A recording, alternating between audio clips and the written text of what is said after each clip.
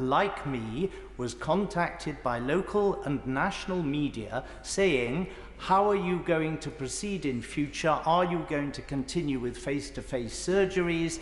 What changes are you going to make in your arrangements?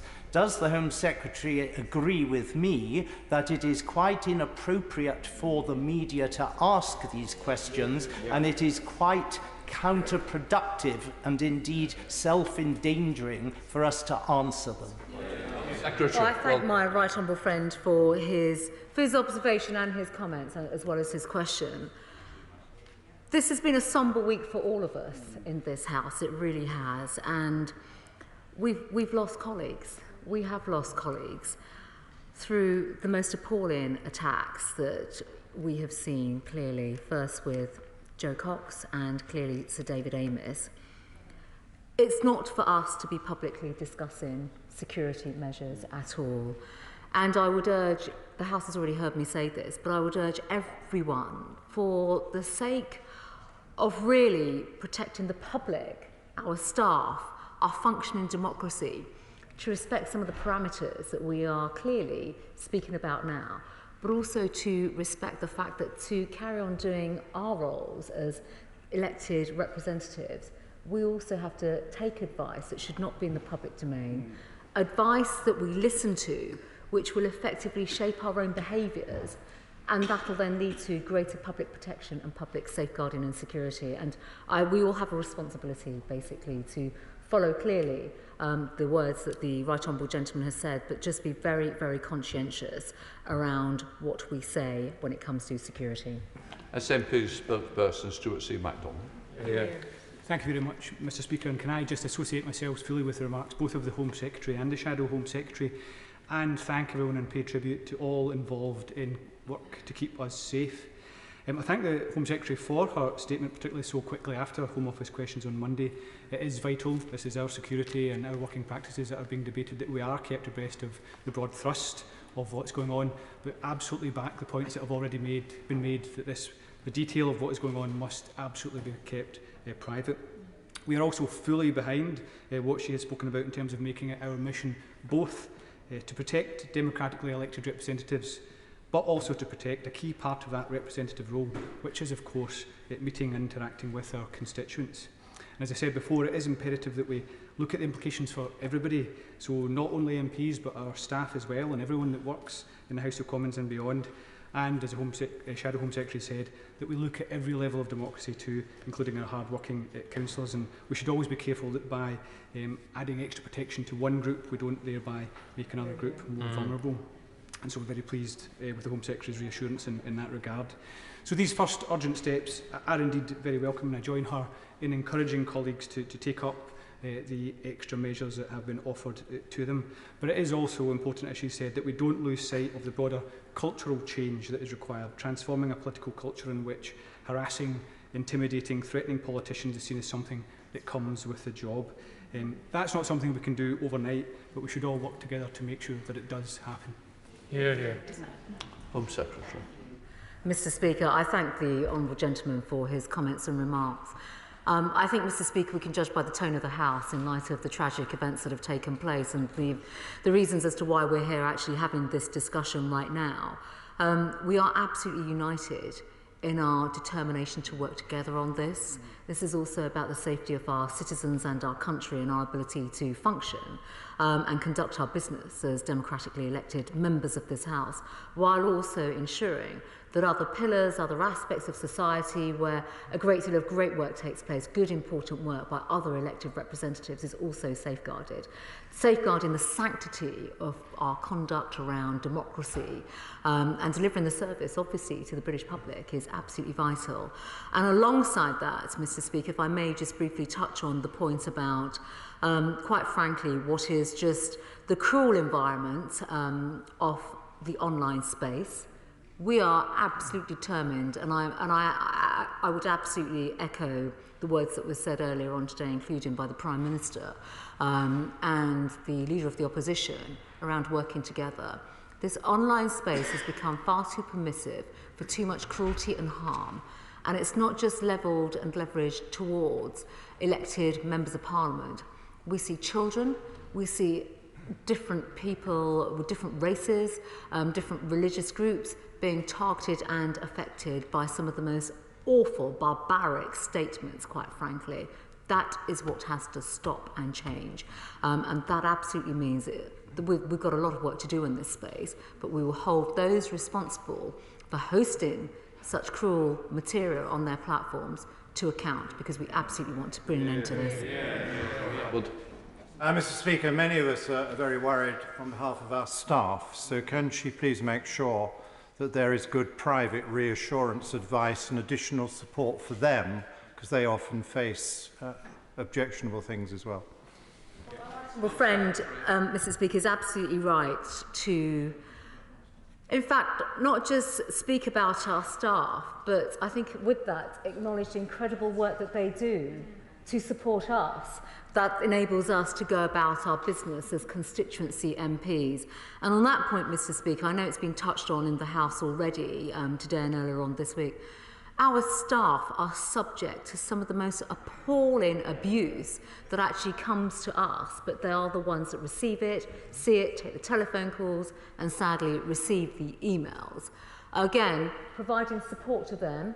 Collectively, we will continue to do that. And if I may, Mr. Speaker, in light of the very substantial support that has been provided to MPs, I would just like to restate that members of staff working with their members of parliament should absolutely feel free to come and speak to Plate and the parliamentary authorities around some of the measures that they can absolutely adopt through what's on offer through the House and the wider work, to ensure that they feel assured about their own safety and security and ways of working outside of the Palace of Westminster and also while they're here. We're going to go to the Chair of the Select Committee, if that could be. Thank you, Mr. Speaker. Can I thank the Home Secretary for her statement, and through her as well the huge amount of work being done by the police and the security service to keep her safe. She will know, obviously, that some of the targeting online that undermines democracy is particularly aimed at black minority ethnic MPs, particularly increased targeting of women MPs as well. Could she say something about what her approach to that is as part of the security assessment? I thank the Right Honourable Lady for her question. Well, first of all, the type of appalling abuse that we've seen online is absolutely abhorrent and unacceptable. I still find it quite incredible that there are, actually through many anonymous platforms as well, just the most cruel and, just as I've said already, the most appalling abuse that comes towards elected members of Parliament of all backgrounds, but actually female MPs have been subject to just the most appalling abuse, and there should be no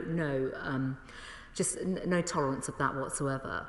So, of course, there is work actually taking place through Mr. Speaker's office and the wider parliamentary security teams around online profiling, I think is probably the best phrase to use, but with that linked to looking at MPs' profiles online and giving MPs, all MPs, the support when they are subject to abuse and harassment online. Many of those measures are already in place, and the Right Honourable Lady will be aware of that, and Honourable colleagues will also be aware of that.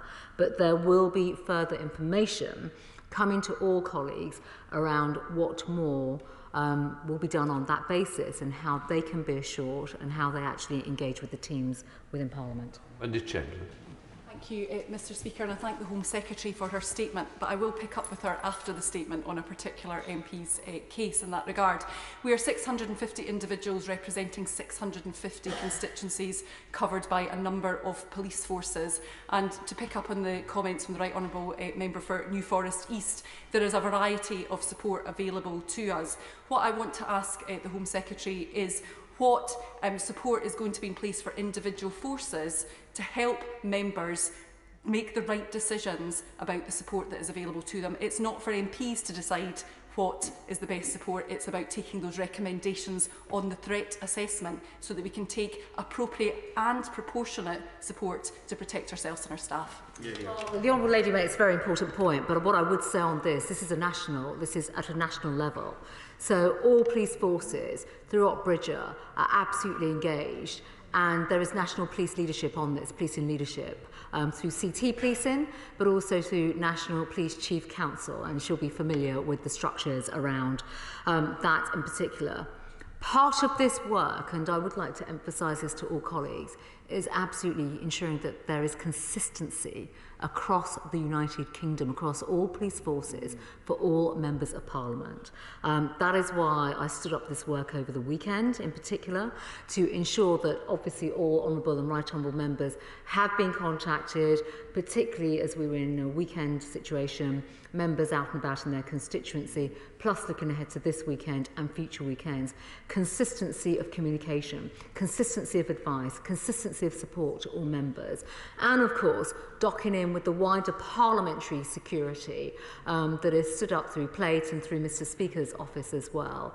Just finally though, I would like to emphasise that as ever, all MPs, through the discussions and the dialogues that they have with their police leads and their forces, particularly in constituencies, the support and resources are absolutely in place, they are there. But in light of the change in threat nature or the change in evolving picture, resources and actually guidance will constantly, change should we need to do anything else in terms of advice and support from members of Parliament. So, this is an agile system. I hope all members have seen that in terms of the response, the support that they have received in a very short and concentrated period of time post-Friday. And of course we will continue to update all members, and that will actually come not just from the parliamentary side here, but actually at a local level through your local police force. Thank you very much indeed, Mr Speaker. I'm sure the whole House would like to thank you for the leadership that you have shown and for the absolutely palpable care that you have for us as members of the House of Commons in your communications. And long may that continue. And can I say to the Home Secretary that our staff will very much appreciate what she said a moment ago about the support that is available to them.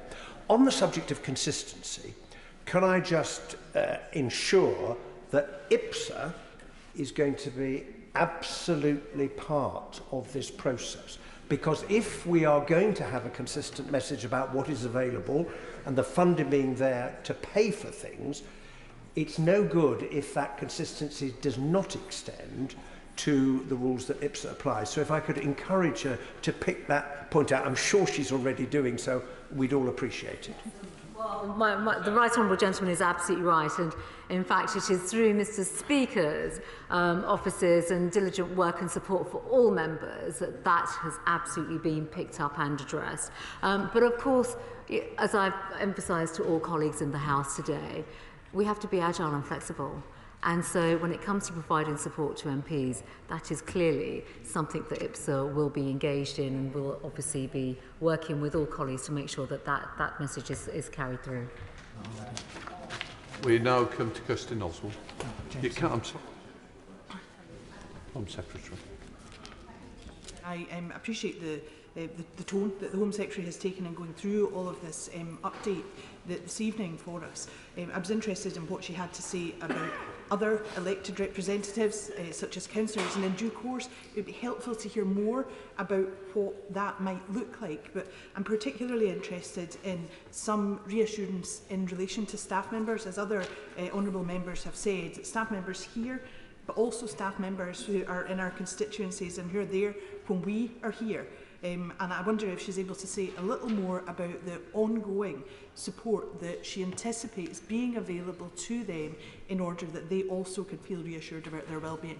Of course, Mr Speaker, and the Honourable Lady is absolutely right to raise the point about staff members, not just here in the Palace of Westminster, where we have incredible support. I think all honourable and right honourable members would agree with that across the parliamentary estate. And at a constituency level, I should emphasise this actually, through engagement with local police forces. That equally applies obviously to constituency offices when it comes to local policing, the engagement, and post today through the policing work, and this is through Opbridger, post today in particular with the threat level change, that ongoing dialogue and support will absolutely be in place. But what I would absolutely like to say to all colleagues is while we are here, clearly our staff members in constituency have to be supported and protected, and they will have, through Operation Bridger, a contact point in the constituency for policing that they should absolutely engage with, to cover obviously not just the MP security but their own security, their place of work security, and go through just the diligence and the checks and all the measures that we know that we need to follow. Martin Docker to use the fact. I'm very grateful, Mr. Speaker, and I'm very grateful for the Home Secretary's statement. I wonder, though, if she shares my concern that there was no tangible evidence of a threat to David, there was no tangible evidence of a threat to Joe, and there was no tangible evidence of a threat to the member for East Ham. And that must clearly inform both our deliberations and the thinking of all police forces as they engage with us as members for our security. Because I do believe there is a concern across the chamber that the unknown quantity is the most concerning element for our own safety and critically for our teams who may be left behind.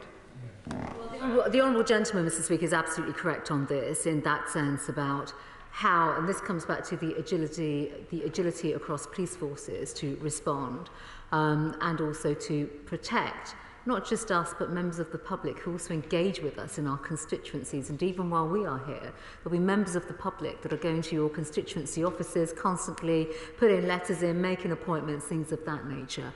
And that is why I would absolutely urge all honourable and right honourable colleagues, and obviously I know this is taking place right now, to continue to work proactively with their local police forces, stay in touch with them, and engage with them. And obviously that's both for members, honourable members, right honourable members, and also staff members. Order. That's the end of the statement. I'm now back to the Chair of Ways and Means.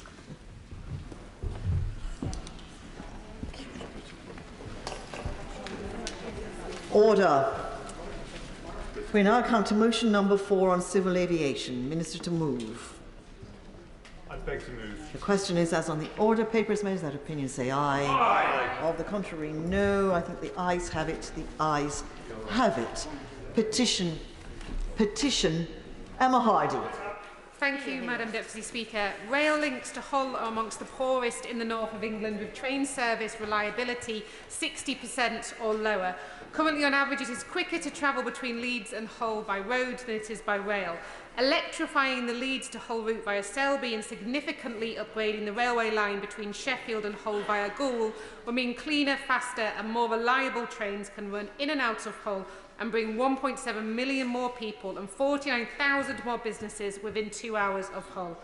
I would like to note and thank the work that my fellow Hull MPs are doing on this issue, including the Right Honourable Member for Kingston upon Hull North and the Right Honourable Member for Kingston upon Hull East, and the work they have put into lobbying the government, along with the leader of Hull City Council and the East Riding of Yorkshire Council leader Jonathan Owen for his commitment to this issue as well.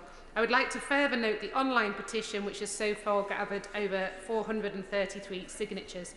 The petitioners therefore request that the House of Commons urge the Government to prioritise the rail electrification of the Hull to Selby line and the upgrading of the railway line between Sheffield and Hull via Goole by inclusion in the forthcoming integrated rail plan. And the petitioners remain, etc. Hear, hear. Hear, hear. Emma Hardy.